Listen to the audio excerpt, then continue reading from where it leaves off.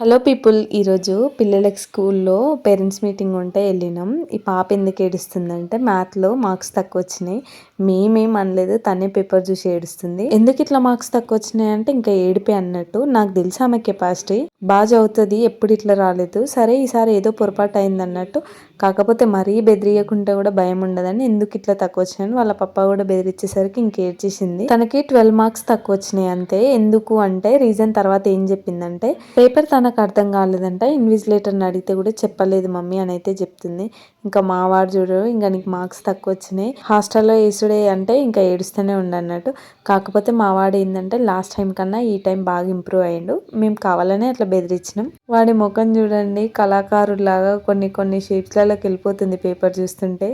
కానీ బాగా ఇంప్రూవ్ అయ్యిండు. ఒక రైటింగ్ మాత్రమే కొంచెం చేంజ్ కావాలంతే. సిలబస్ సిబిఎస్ఈ కాబట్టి మేము ఫస్ట్ రావాలి, సెకండ్ రావాలి, అట్లా ర్యాంక్స్ ఏం చూడము. వాళ్ళకి సబ్జెక్ట్ వస్తే చాలన్నట్టే నేను ఆలోచిస్తా. మీ పిల్లల్ని కూడా మీరు అస్సలు బెదిరించొద్దు, నార్మల్గా చెప్పాలి వాళ్ళ కెపాసిటీకి తగ్గట్టు.